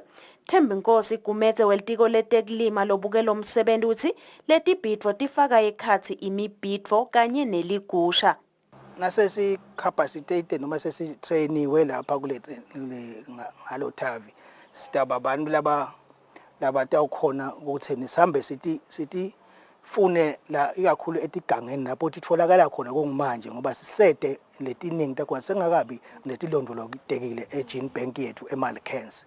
So ku trainwa la sitawu bese sinasibuyela le kuma communities ethu si ti 70 tahulumeni nema organization lamanye lafana nema NGOs sisite la ekutheni sisite uhulumeni noma ke litiko okutheni sithi bone ukuthi tikuphi lapho silangana nato emasimini noma etigangeni sibone lobumcoka ukuthi tilondvoloteke sithi thathe sithi mix eGene Bank ungagcini lapho nanathi sishumayele kona lokuthi tifuna kulondvolota tingasilahlekele ngoba silive siyabona ukuthi kunelokwentaka kweveni kutinzawo lapho betimila khona masimu la betikhona khona magusha bo timbuya la betholakala khona iyashintsha kuba tinzawo tetindlu kuba nentuthuko. Uthi litiko litawukwenta siciniseko sekwekuthi luyatilondvolota letibhidvo endzaweni leseyihleliwe leyatiwa ngekuthi pheceleti yiGene Bank eMalkens. Etindzabeni Eswatini TV kubika Nelsiwendla ngamandla nginavuma inkosi inzinisa kuMathapha. Lebuke kusebenta kwelibandla lelihlola emabhizinisi ukuthi ayalandzela yini imigomo yahulumende yekunciphisa kuthelelana komkhuhlane i-COVID-19. Siboniso Magagula uthi kunathela lapho kuthengiswa khona tshwala solo kwavalwa eveni. Magagula uthi nanoma inombolo tebantfu labatfolakala banemkhuhlane i-COVID-19 tehlile solo usekhona wona lomkhuhlane. Nanoma tinombolo tebantfu labatfolakala banemkhuhlane we-COVID-19 tehlile eveni, umkhuhlane we-COVID-19 solo kukhona eveni. Lokhu ke kukhulunywe ngilobuke kusebenta kwelibandla lelihlola emabhizinisi esifundeni saselibonjeni ukuthi ayayilandzela yini imigomo yahulumende lebekelwe kunciphisa kuthelelana kwalomkhuhlane. Siboniso Magagula. Siku-adjusted level lapho khona uhulumende acekise tikhatsi tekuvula nekuvala emabhizinisini. Kungabe kungeta nje kokuthi kulokucekisa kwetikhatsi solo kunathela ebhareni akukavumeleki. Umuntu uyathenga lokho la kunatha ahamba ukunathela ngasekhaya. Kunathela nekubambelana emabhodlela solo akukavumeleki. Kumvubhekekile ukuthi ebhizinisini ahlale ayifakile imask ngaso sonke isikhathi.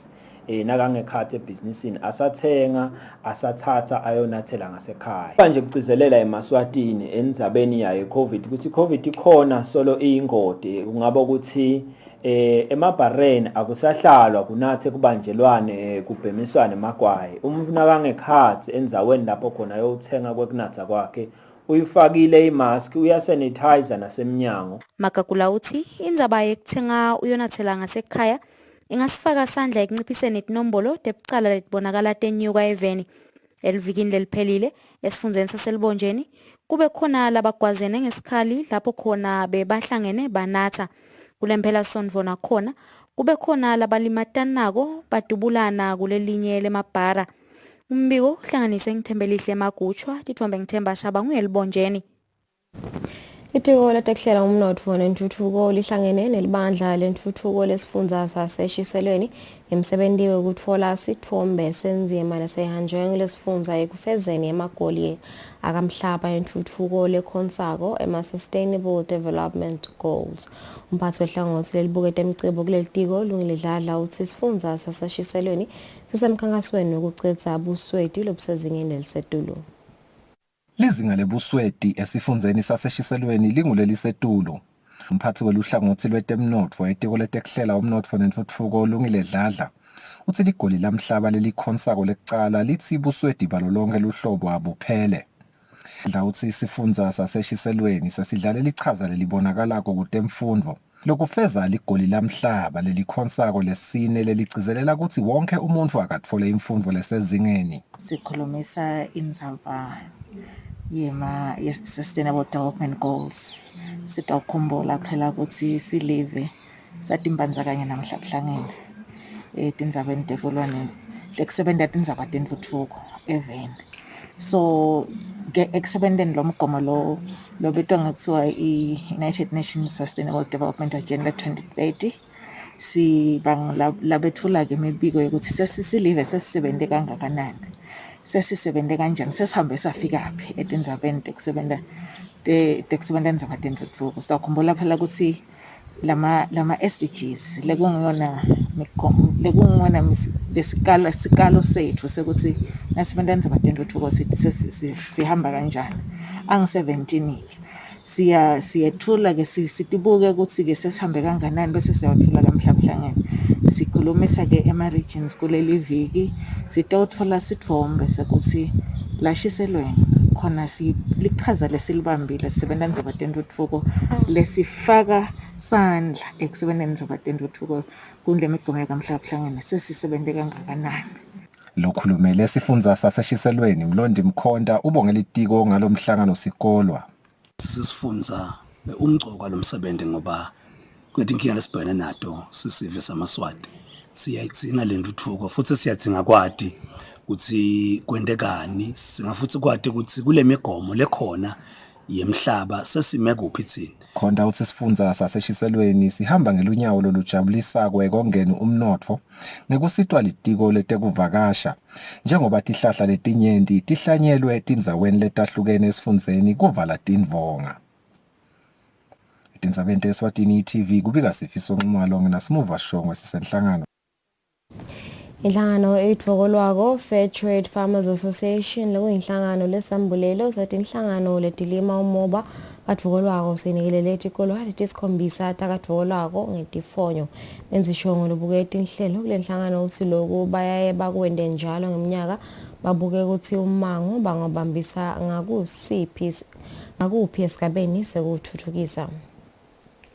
Ngekusho kwamenza ishongwe lobuketi inhlelo enhlanganweni yakatfokolwako Fair Trade uthide lenhlangano seyakwenda kwaba ngumgomo wayo ukufaka isandla ekuthuthukiseni umango wakatfokolwako njengoba njalo ngeminyaka ibuka singo lesikhona emangweni bese iyawubambisa. We usually identify igap lekhona then sizama indlela tekusivala leso sikhathi.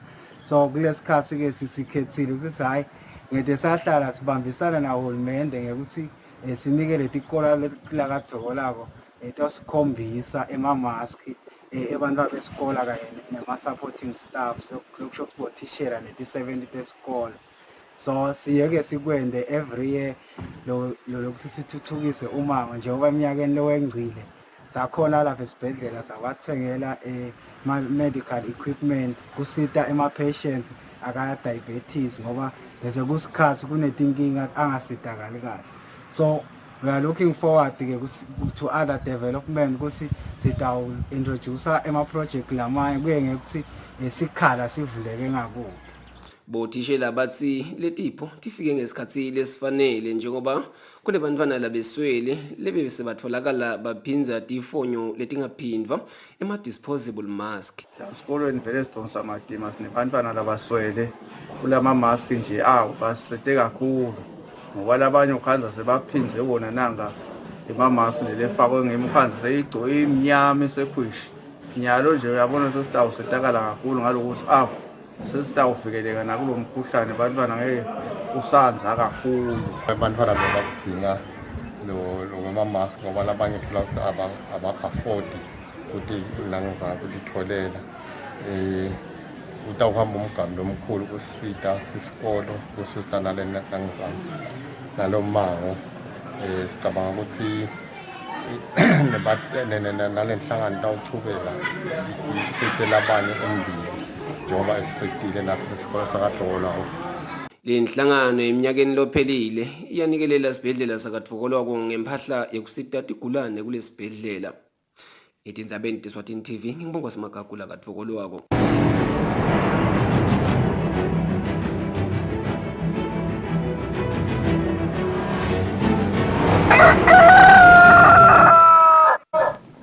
Mapalanelo omkhulu wenhlangano yemidlalo wemphebedo Nxaba Mkhaliphi uthi le nhlangano ineluhlelo lolwatiwa ngekuthi Agenda 2035 lapho khona babuke ukuthi nakufika umnyaka wa 2025 umdlalo wemphebedo ube ungumdlalo lodlalwa kakhulu lapha eveni lapho khona kutawube kunebadlali labatiphilisa ngekudlala wona lo mdlalo. Ngetameni ekuzama ukukhulisa kanye nekuthuthukisa umdlalo wemphebedo lapha eveni inhlangano edlalisa umdlalo wemphebedo ithi ibuke ukuthi eminyakeni le-13 letako lo mdlalo utabe ingcenye imidlalo lehamba embili lapho khona nakhambe kahle kube khona nebadlali abaphilisa ngalokudlala lo mdlalo. Immission yethu ithi itennis kufuna ukuthi ibe ngumdlalo lo sewudlalwa kakhulu eminyakeni yaba ngu-2035 lokho ke sithithe sitaku khona kulungisa ukuthi sifike khona ukuthi kungeteke ama-sponsors lesicalile siphumile siyawafuna ngephandle lamanye awo sesiwatholile nje ka-Fuchs lokho kutawenda ukuthi kube lula ekufikeni kuleti ndzawo la sithi itennis kufuna ibe seyifikile khona idlaleka etindzaweni letiningi ngalomnyaka lesesikubekile. Kwanyalo lenhlangano yachubeka nokumikisa lo mdlalo kutotonke tifundza telive lapho khona kutawumikiswa nebaqeqeshi ukuthi basite badlali basebancane. Lobikela umsakathi Eswatini TV temidlalo ngilinda Dlamini kanzombiko uhlanganisa uFabrice Msonera eMbabane. Mzwandile Mabelesa lodlalela liqembu le-Royal Leopard uthi noma bakhale phansi emidlalweni wabo wekucala wama-group stages enzabeni ye-CAF Confederations Cup kodwa lithemba abakalahle njengoba sebavele babuke umdlalo lolandzelako lapho khona batawutfolana itulu nelicembu le-Orlando Pirates ngelisondvo. I-Leopard ikhale phansi emidlalweni wayo wekucala ngemagoli lamabili ecandzeni nayidlala neSaoura FC yaseveni lase-Algeria. Emidlalweni wokuqala we-Royal Leopard endzebeni ye-CAF Confederations Cup ngaphasi kwa-Group B akwahambi-ke kahle ngoba i-Royal Leopard ikhale phasi kuSaoura yaseveni lase-Algeria khona e-Algeria. Mzwandile Mabelesa lidlalela i-Royal Leopard uthi nanoma leli cembu likhale phasi kodwa-ke lithemba bakalilahle njengoba sebavele bakhohliwe ngalokwendekile emidlalweni wokuqala kwayo lemidlalo sebabuka umdlalo wabo lolandzelako nelicembu le-Orlando Pirates lotawudlala kule mpelasonto lesiya kuyo. As a Royal Leopard player, kudliwa ikwethu itolo kube buhlungu kodwa nje ilithemba sikalilahle setocubeka sifocus emagemini latako because ngomgcino weekend siyadlala ne-Orlando Pirates setofocusa kuyo ema-games asekhona senalo ithuba lokuqualify. Kwanyala i-Royal Leopard isekugcineni ngaphasi kwa-Group B lapho khona iyite liphuzu. I-Orlando Pirates ihlele esicongweni nemaphuzu lamathathu ngemva komdlalo lemibili idlalile. Umdlalo emkhathini we-Royal Leopard kanye ne-Orlando Pirates utawudlala mhla ka-27 lenyanga lesetulu. Lobikela umsakathi Eswatini TV temidlalo ngilinda Dlamini kanzombiki uhlanganise uFabrice Msonera eMbabane. Satiphetha indzaba tetfu ngaleto temidlalo sibahlela timakethe sidaba sichubeke.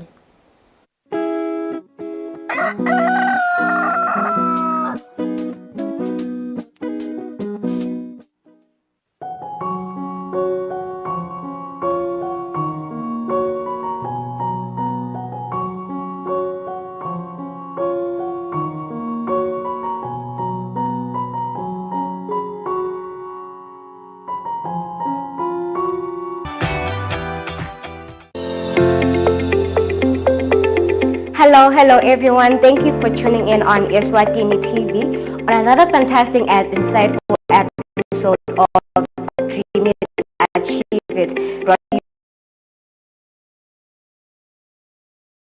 Dream It, Achieve It is a program that encourages entrepreneurship skills for creative, unique business ideas that foster a proactive and independent youth. Be sure not to miss our Season 3 under the theme Youth Empowerment every Saturday at 10 a.m. on Eswatini TV.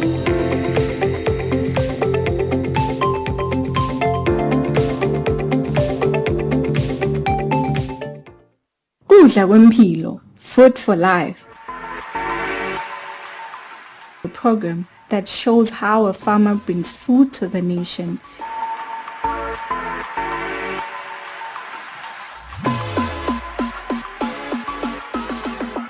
Gcine kudla kwayo letawuphindze kudle nasekufika isikhathi sebusika. Nalinile nje libele lana kuzone liyadwa imbela libele lahlanzeni. So lonke linale mvula le moderate yethu thine lahlanzeni.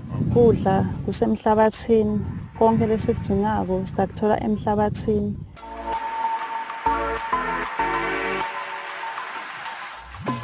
Kudla kwempilo for agriculture and farming development on Eswatini TV with the farm boy Samgelo Vilagati Samvi. Kudla kwempilo, Food for Life.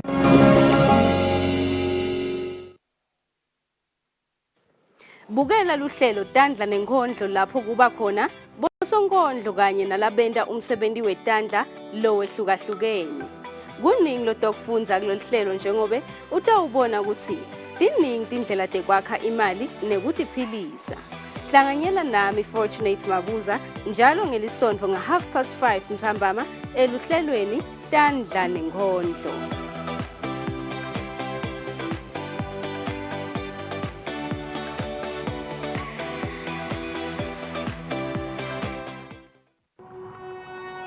When you choose your adventures, you do so with an open heart and a desire for the unexpected. You embark on journeys to discover new worlds full of wonder. You choose a path to awaken your senses, a world to make you look up and realize just how inspiring this life can be. Arrive and awaken your heart. Explore life in ways only thought possible in your dreams. Discover just how far you'll go to expand your understanding of life's greatest mysteries. There's just one place on this planet with so much to offer. Now is the time for you to have the royal experience in the kingdom. I do the most. Watch local TV on the go with the Eswatini TV app for only 20 emalangeni. Come on. Do the most with Eswatini TV app. Download from Google Play Store or App Store. We're good together. Everywhere you go, MTN.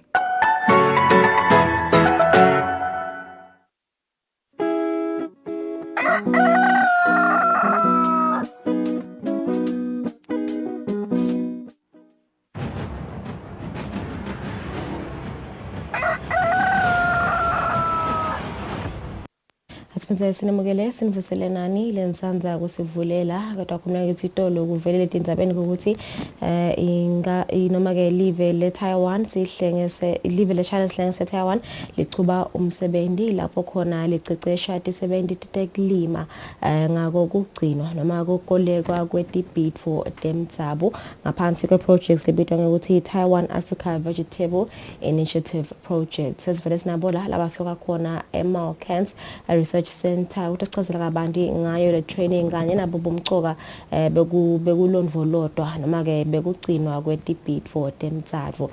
Sinivusele sinimukele lo mhla ekseni. Good morning and welcome to the show. Sibankhulu ukuthi nibe nasi lo mhla ekseni. Kumbe na ungasichazela nje kabanti ngicela ngawe nje babe Themkosi usichazele nje ngabo bomcoka bale training ukuthi ngabe vele mhlambe kulokucocesha kwaDoti 70 tekulima yini kahle kahle mhlambe lenibukile ukuthi mhlambe iti kuthi abasitha. Siyabonga msakati, siyabonga isivusele nesive emakhaya abukele. I training labe sinayo esibayeni itolo sibheke ukuthi silive uqala isite silondolode lokwakithi kwemtsabo lesa kushila ubaba omkhulu bese kuniwe umdali tibhito ikakhulu temtsabo umagusha botimbuya tinkakha nalokunye ngisho nalamatamatisi lamancane lokwathola esigangeni noma emabaleni lesinganaki ngoba lokho kutilimo leti melana nesimo selitulo. Sekwendile konke lokho ukutilondvolota bese siyatisebenzisa silive sizuze kuto sitidle ngoba tingcono ngetitsako kune nama tibhidro lesiti limako kunginyalo tingcono futhi nangetindleko kusebenzisa tona atidzingi kufaka bomanyolo atidzingi kakhulu futhi nekuhlakulelwa tiyatimilela nje tiyakhona nekumelana naletimo letikho ngaphandle kokuniselwa tiyaphila. Nasitidla ke bantwana badla tona bayawukhona ukuthi bathole isithako ledzingeka kwemtimbeni naninganaka nimaswati singasibuka singaka nibuka ukuthi siyaphila nawungathi bathi ukhuluphele ufile tifo umuntu lophila ko ngilodla kahle kudla kahle akusiko kudla inyama ube ungumuntu uyinyama kwawena kudla leti tibhito letinema ngathi titsako lema nutrients ma vitamins lesiwatsingako letsingwa ngilomtimba kude ukhone kufanishina kahle. So ulondvolota kwa konke lokho uyasita live and lokho likwenda ngakuthi lutiko lisebenzise i-gene bank libhange letinhlanyelo tesintfu eSwatini leliseMalkans. Okay. Kubuta nje ukuthi ngabe vele mhlawumbe nize nifike la ekutheni nifune ukutilondvolota leti-bid for nize nifuna kubeka netinhlanyelo tato kunibuke ukuthi mhlawumbe sekuyashabalala yini vele nize nifike lapho nje as a ministry. kunjalo silive vele sibe nebuhatsa sathatha lokwekuhamba samuqwa lokwakithi ayeliswa lokwakithi lokhu sidulelako inhlanyelo yesintu awuyithengi uvele uthathe esigangeni lapho ikhona khona nakulitamatisi uyalipujuta tawumila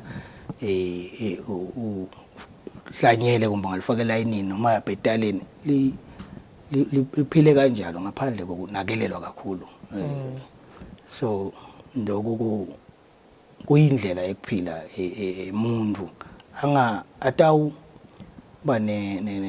atawuzama kuba nemali ngoba nakusho sisilo konke siyakuthenga emakhaya siyite imali lelo liqiniso naso sithenga konke sivele sidawuhlala siphuyile nakwenta abantu laba nebuhatsa siyawuphila silive sitili kwaze ngesethu thina sathatha kwekuhamba sayekela kwakithi kunjalo if I may come to you sir if I may ask what are the benefits of having a Asian bank, you know, over the years you are a scientist, you've seen what the benefits are, you know, how can this help, you know, a country? Yes, thank you very much. Several benefits for having a gene bank. First of all, the gene bank has a function to conserve and make available genetic resources that will support food and agriculture, not just for us as human beings of today, but also for future generations. Second, it also helps us to face some of the issues related to climate changes, like pest outbreak, like the raising of temperature, and there may be some genes which are in some of the materials that we conserve, which can help us to breed new varieties which can fit and meet the current challenges that I just mentioned. Yeah. And the ultimate other role of gene banks is that the material that we conserve also contribute to generate other ecological services that are important for human beings. I will give an example. In the gene bank, we have materials conserved for, some 1,000 years, 100 years, I will say. And then these materials can be used to test for adaptation and to bring them back to the ecosystem, and then to regulate pests and diseases that can harm agriculture. Okay, so I understand that, you know, the trainees or the participants of the workshop, the training that was held yesterday, will soon go to the field to collect whatever germplasm.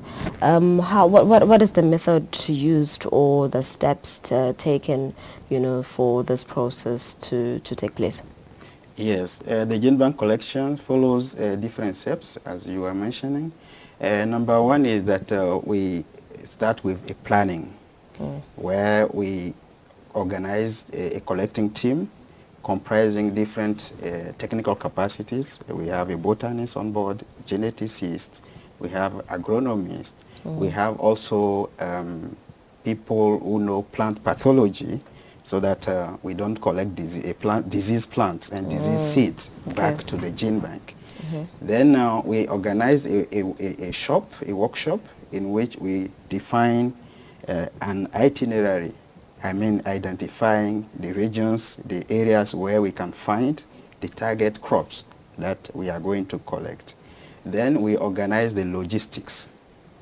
You need to have a car, you need to have different material that you use to collect the seed, and if you collect the seed, how you will keep the seed alive in the field until you are back to the gene bank and process them. Then, when the planning phase is finished, then we go into the field. That's what we are going to start tomorrow. So we finalize the planning today, and tomorrow we are starting the field work. And the field work, that will be a launch in the context of this training. We will be in the field for 3 days, from Wednesday to Friday, and then we'll collect some samples in areas which we identified as hotspots in Eswatini for traditional African vegetables. Then, when we are back, these seeds that we have collected will be processed. Processing means they will be cleaned, they will be sorted, they will be graded, and then they will be packed. Well, before packing, they will be dried at the required moisture content level, and then they will be packed in a very airtight container. In our context, we use aluminum foil bags so that they don't absorb humidity when they are in the gene bank. The gene bank is just a devised environment which keeps the seed for long term. And in our context, we are conserving under 10 degrees Celsius. And then we are upgrading the gene bank to be able to conserve at minus 20 degrees. And under such condition, it is to be able to conserve the materials for the long term.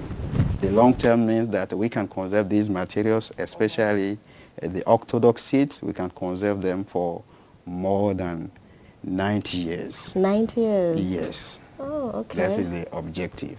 So the upgrading of the gene bank that is going on also is to have those facilities that will help Eswatini to conserve these materials for the long term to support agriculture and nutrition.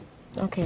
Wena ngabe ngakuwe nje Themkosi uvedile lapha ukuthi dona leti pitfo leti temtsabo ti nutritious tinetithako letinenge mhlawumbe nje na ungasi sichazela kahle ngoba vele sesitikhohliwe nje washo ukuthi setiyange kuya ngekushabalala usichazela nje mhlawumbe nge-nutrition yato leti pitfo leti.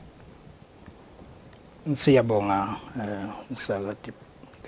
Kepha-ke ngayete ngingena kakhulu kimi sengumsebenzi webaka nutrition, food science and nutritionist. Ngibona ucishe batingcono kepha nje batakutshela ukuthi imbuya more nutritious than any of these conventional bo cabbage. Chuchuza very nutritious. So ngekudla lokho lide kukuncane kuko nje kuncane uthola lokungcono kunasekhapshini. Angathi ke kulethisi ngaphandle kwemandi lokuthola uthini ubona kuhlata kude lutho. Lokungiko lokufuna ngasiyakudla ngilokwakithi lo khanza bomake kakhulu bathanza kudla umhlabathi yasho ukuthi bashoda nge-iron. Leti limo letiko leti timilelako sithatha ngokuthi tinkhulu esikhathini lesiningi tiphila lapha emhlabathini tiyathi ti high ke ngako ku-iron tona letsingayo emtimbeni ikakhulu. So ngekudla tona vele sithola leti thako leto ngeke nje ngene kakhulu ukuthi kunganani vele umsebenzi wala baka nutritionist. Kukubuta nje lokho ukuthi ingabe yonakale kuphi nje babegomethe lokuthi vele sesitikhohliwe leti pitfo leti njengoba usho nje ukuthi sinake kakhulu nadi tesilungu sesikhohliwe nje ngachuchuza sesikhohliwe nje ngembuya basesekhona bona labo labatidlako kodwa nje sebancane ingabe vele yonakale kuphi nje mhlambe nawasechazela. Siyabonga msana. Ucabanga ukuthi siyathuthuka. Intuthuko lena lesathatha sabamahatha. Sihamba nayo sasenza lokuhamba. Silahle lapho nje entuthukweni. Sakhohlwa lokwethu kwemdzabo. Lokusilimete kakhulu. Ngibeke besinemali nekucabanga ukuthi ke lokudla lokhu walabaphuyile basakudla vele laba semakhaya kumbeke basuke bakadele leyo mali yokuthenga letoti inyama. Kepha ke nasinganakisisa umuntu lokhule emakhaya lodla lokudla lokho uyambona ukuthi uphilile angeke nje umkhanze avilapha uqinile and labaningi bakhona baphila iminyaka eminingi kakhulu kunalabaningi laba ngatholi leti kudla lokho labadlana nenyama kahle kahle ayisiyo lengidzinga kangako emtimbeni wemuntu. Yeah, all right. So what role can communities play in the preservation of these crops or these seeds? Okay, thank you for this question. Yeah, the communities, they can play a very important role, and I think they are already playing that role. Currently, they are the custodians of these plant genetic resources because they have been using them for centuries. They have inherited these germplasm that they cultivate. We call them land races. Land races are the crop varieties that have been grown by our ancestors and passed on through generation to generation until now. So their role is to preserve the genetic materials, and then the material co-evolve with the changing environment. But nowadays, with the evolution of approaches that are available for genetic resources conservation, we can also support a capacity building at local level to improve the conservation method that they use. I mean, for instance, at community level, we can have, for instance, community seed banks, which are more elaborated and also help at local community level to have genetic materials pooled together in one place where people can have access, where they lose them in the farms. And also they can be able to share with other communities in the surrounding areas. Okay, so I wanted to ask, in an instance where the gene bank, you know, to the crops and the seeds. Yes, that can happen, but the gene bank staff, they are always prepared for that kind of events. So we take all the necessary measures to avoid it by having different sensors in the gene bank, and you are alerted before it can come. So you can majority of the material. But let's say the worst case scenario where you lose everything. That can also happen.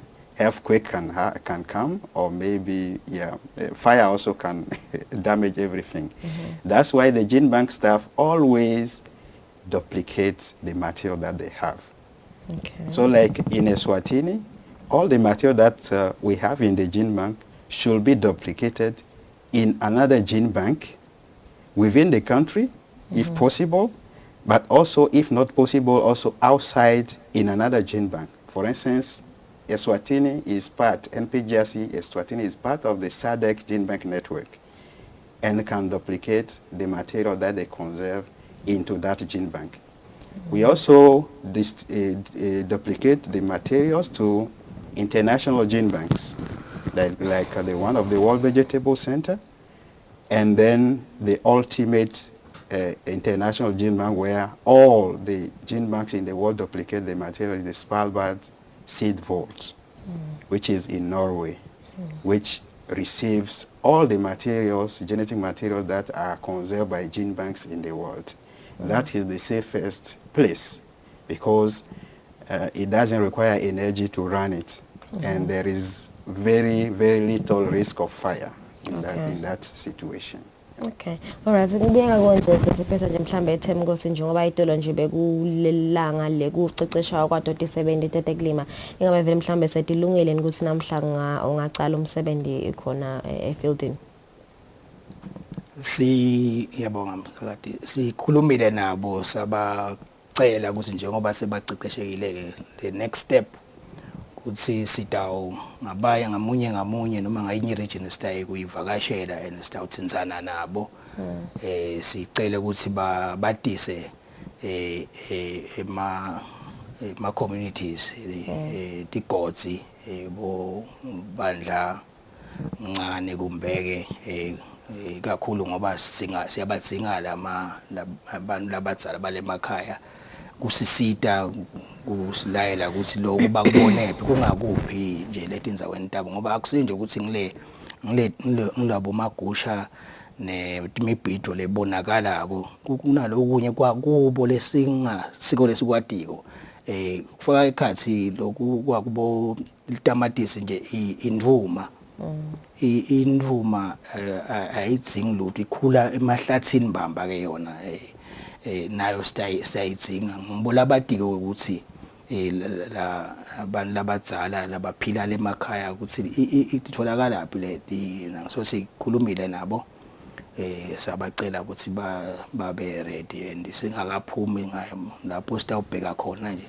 sibheka ukuthi lamuhla sibathinze sivusetele ukuthi sibheka kuphi sita kubo and sicela ukuthi babe ready for le team letawu iyo kolega leti bidro tesintu ukuthi start ilondolota eGNP promote nekusetshenziswa kwato live for ukuthi kuzuze hayi lithini lesikhona kuphela kuto uzuze netitukulwane letitako ikakhulu ngoba letinye tindzawo taleti la tikhona leti bidro kumbe lesengakalinywa nyalo eveni ngangako tiyabuka khona lapha nje emasimini la timphila khona ke kunetintuthuko letikhona kuvuka emakhaya lapho betikhona sekumadolobhana ngakho ke tiyahamba nakunjalo kuphinde futhi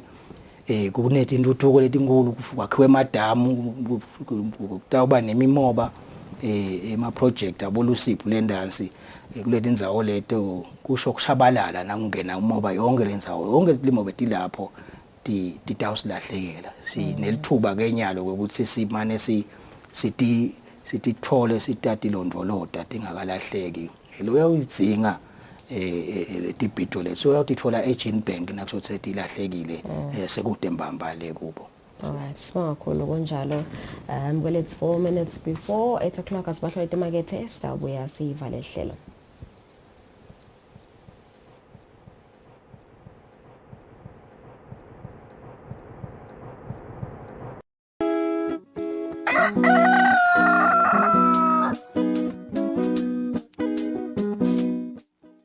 Nine bekunene sithanda kubonga kakhulu kwamukelana nekusekelana lesokubona emangweni wakithi lo sowuthuthuke kakhulu etindzabeni tekwecwayana nekubandlululwa kulabane HIV asichubekeni singapheli manje sibe munye labaphila neHIV bethu nawo Sivusele kini nonke bomcane. Sicela kubonga kakhulu endlunkulu nasemangweni ngekuma nathi singilabaphila neHIV. Sikhuluma nje sesiyakhona kusitakala njengawonke umuntu endzaweni. Noma umuntu fatihambela nje asisasibo bomakhonjwa ngenhloko. Siyabonga bomaziya kuma nathi. Kuva kabandi shayela 1212.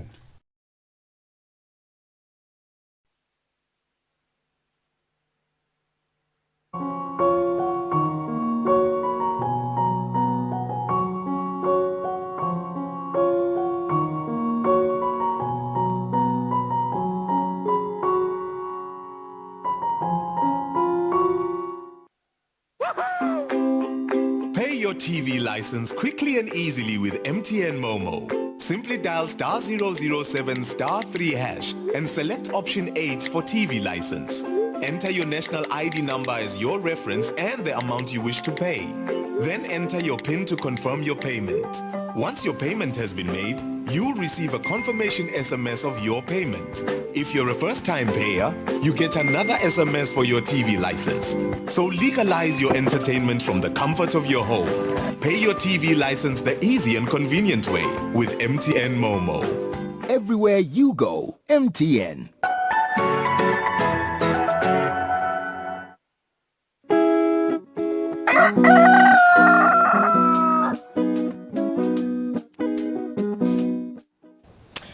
Imizuzu lemibili ukuthi kushaya insimbi yesiphohlongo lo mhla ekseni simakhulu kutholwa nihlelisene nathi kusukela ngensimbi yesithupha lo mhla ekseni kanti mawusanza kusivulela ungakathateki hlele Kusile Breakfast Show yakhona ukubukela ka YouTube. Simakhulu kuba nathi lo mhla ekseni sethemba ukuthi indaba nelisuku loluhle nalo luphephile nisale kahle sitanibona kusasa.